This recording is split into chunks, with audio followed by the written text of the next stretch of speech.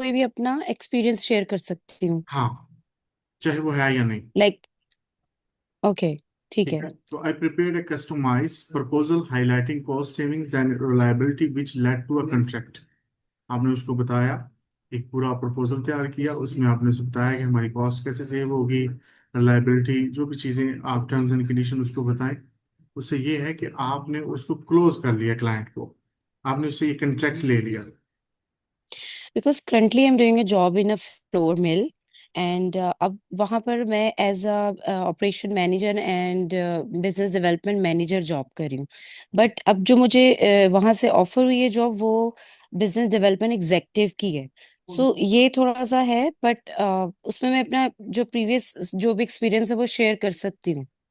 नहीं, वो कर सकती है, लेकिन इसके जो जॉब ऑफर हुई है इसके बारे में मालूमात हमें ज्यादा चाहिए, क्योंकि वो इसके बारे में ओके, पूछेंगे जो आप जॉब करने जा रहे हैं। जो कर चुके हैं उसका नहीं पूछते इतना।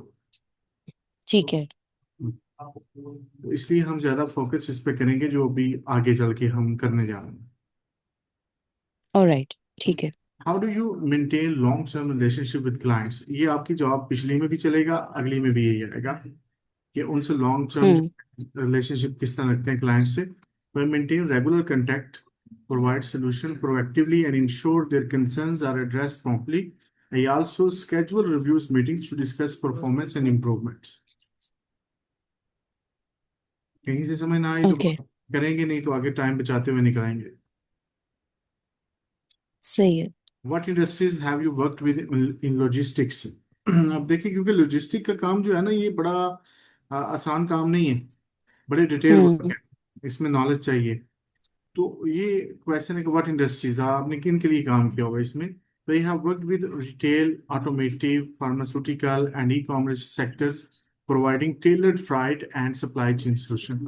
इसमें कि उनका पैसे कितने लगेंगे आने जाने के, इसमें कस्टम का क्या किरदार होगा, डॉक्यूमेंटेशन क्या होगी, इसमें होता है आपकी इंश्योरेंस होती है, तो किस तरह से कब आपका माल मिलेगा उनको, और रिलायबिलिटी कितनी है कि माल सही सलामत मिलेगा। Okay. How do you tailor pitches and proposal to different clients? अब पिच का आपको पता है, और प्रपोजल भी, कि आपने बात किस तरह करनी है, उनको एक प्रपोजल किस तरह देना है। ठीक है, क्लाइंट, हम्म। तो I research the clients business challenges and hmm. objectives to craft proposal that highlight how our services specifically address their pain points। उसका जो मसला है, जो उसको प्रॉब्लम आ रही है, मेन चीज है वो रिसर्च करके हमने उसको उसका हल देना है। Okay. How do you prepare for a tender submission? Tender submission करने के लिए क्या करते हैं?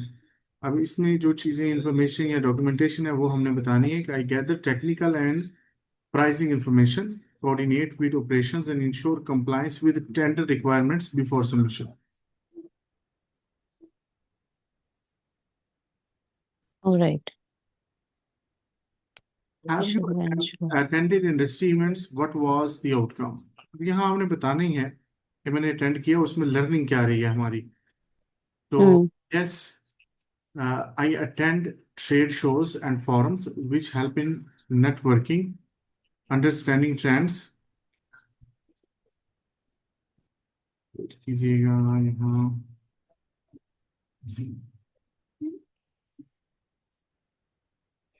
and gathering leads।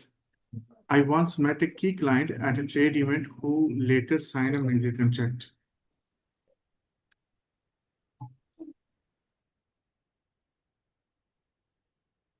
ओके। इससे आगे चलते हैं।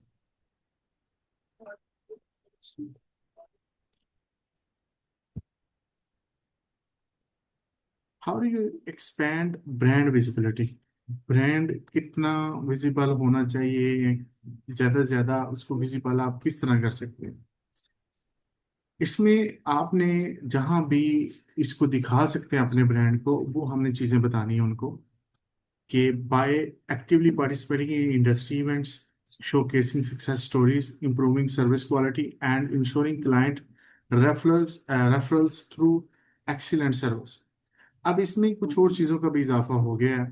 आप मतलब सोशल मीडिया का इस्तेमाल कर सकते हैं, ठीक है, उससे, न्यूज से, बहुत सारे अब ऐसे आ गई हैं चीजें जिनसे आप इसको मजीद विजिबल कर सकते हैं।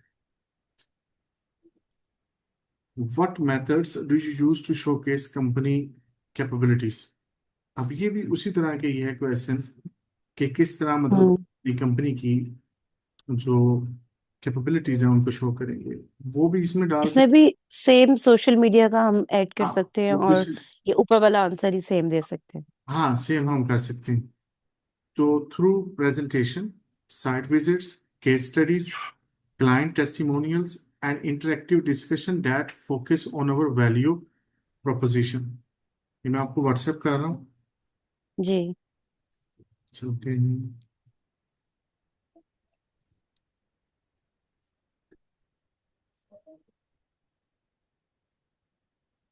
ओके, मुझे रिसीव हो गए। How do you handle objections from potential clients? ये बहुत जरूरी है। और ऑब्जेक्शंस आमतौर पर आप, एक तो ये है कि हैंडल कैसे करते हैं, एक आपको ये भी पता होना हम्म। चाहिए ऑब्जेक्शंस होते क्या आमतौर पर। अब हैंडल हम, I listen carefully, acknowledge their concern and respond with data backed solution or alternative options to build trust।